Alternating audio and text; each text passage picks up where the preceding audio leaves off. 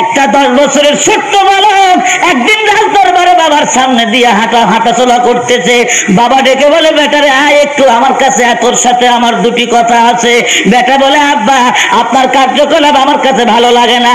আব্বা ডেকে বলতেছে, বেটারে তুই একজন রাষ্ট্রপ্রধানের সন্তান হইয়া ছেঁড়া জামা কাপড় গায়ে দিস, তোর কি তোর পোশাক আশাক দেখলে আমার কাছে ভালো লাগে না। বেটা বলে, আব্বা কি বলবেন বলেন। আব্বা ডেকে বলতেছে, বেটা তুই সুন্দর পোশাক পরবি, আমার কথাগুলি মানবি, রাজ দরবারে ঘন ঘন আসবি।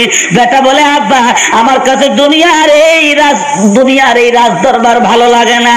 আব্বা তাকায় থেকে দেখেন তো গাছের উপরে কি দেখা যায়। আব্বা বলে, বাবা ছোট্ট একটা পাখি দেখতে পাচ্ছি আমি। আব্বা আপনি কত বড় শাহেনশাহ হয়েছেন, দেখবেন তুই ছোট্ট পাখিটা আপনার হাতের মধ্যে এসে বসে নাকি। আব্বা তখন বলে, বেটা রে গাছের পাখি কোনদিন মানুষের কথা শুনতে পারে না। জিকির করেন লা ইলাহা ইল্লাল্লাহ, জোরে লা ইলাহা ইল্লাল্লাহ, লা ইলাহা ইল্লাল্লাহ মুহাম্মাদুর রাসূলুল্লাহ। সবাই বলেন সাল্লাল্লাহু আলাইহি ওয়াসাল্লাম। আব্বা ডেকে বলে, বেটা গাছের পাখি আমার কথা শুনবে? পাখি কার গোলাম? পাখি আল্লাহর গোলাম। ধরে বলেন কার গোলাম? তবে আমরা যদি আল্লাহর গোলাম হতে পারি, পাখি আমাদের কথা শুনবে। ধরে কন না সুবহানাল্লাহ। বাচ্চা ডেকে বলতেছে, বেটা শোনো, দেখি তুমি কেমন বুজুর্গ হয়েছ, তুমি একটু ডাক দাও তো, তোমার কথা মোতাবেক পাখি তোমার কাছে আসে কিনা। ডাক দেওয়ার সাথে সাথে ছোট্ট চড়ুই পাখি 10 বছরের ছোট্ট বাচ্চার হাতের মধ্যে এসে বসতো। ধরে কন সুবহানাল্লাহ। আবু আতশ খাকো বাদো বন্দা আন, আবু আতশ খাকো বাদো বন্দা আন, বামানো তো মুর্দা বা হক জিন্দা আন, বামানো তো মুর্দা বা হক জিন্দা আন। আগুন, পানি, মাটি, বাতাস এগুলি কার গোলামি করে?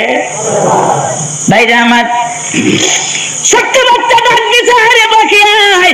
গাছের ডালের থেকে পাখি উড়াল দিয়ে ছোট্ট বাচ্চার হাতের মধ্যে এসে পড়ছে। রাজ দরবারের সিংহাসনে বসা বাচ্চা আশ্চর্য হয়ে যায়। আমার বেটার কথা পাখি শুনে, আমার বেটা তো বড় বুজুর্গ হয়েছে। দেখে বলে, বেটা তুমি কি আমার এই গদিতে বসার নিয়ত নাই? বেটা বলে, আব্বা আপনি যে মোহের মধ্যে আছেন সেই মোহে আমি নাই।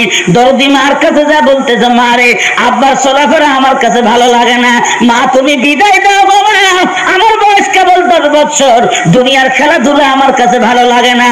ইমানদারের দ্বিতীয় নাম্বার সিমটম, দ্বিতীয় নাম্বার লক্ষণ, ওয়াল্লাযীনা হুম আনিল লাগবি মুরিদুন। ইমানদার ব্যক্তিরা গুনার কাজের মধ্যে লিপ্ত হতে পারে না। আমি যুবক ভাইদের দৃষ্টি আকর্ষণ করব, যুবক ভাইরা আপনি আর যাই করেন না কেন, আপনার মনে রাখা লাগবে আপনি বর, আপনার হাতের মধ্যে আছে এক শরীয়তের রুমাল। সবসময় খেয়াল রেখে মালিককে খুশি রাখা লাগবে।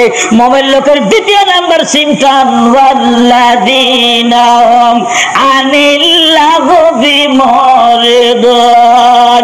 10 বছরের ছেলে খেলাধুলা পছন্দ করে না। ও আমার ভাইরা, মার কাছে ডেকে বলে, মা একটু বিদায় দাও, আমি চলে যাই, আব্বার চলাফেরা আমার কাছে ভালো লাগে না। এবার মার কাছ থেকে বিদায় নিয়েছে। বস্ত্রনগরীতে একটা জঙ্গলের মধ্যে বসে বসে ছেলে আল্লাহর কোরআন ডেলি তেলাওয়াত করে। ভাগ্য ভালো যার, সেই তো আল্লাহর কোরআন তেলাওয়াত করতে পারে। ধরে বলেন ঠিক না বেঠে? কোরআন তেলাওয়াত যদি কেউ করতে পারেন তাহলে কপাল ভালো। একটা মেয়ের নাম আছিল মোমেনা। ধরে বলেন কি না?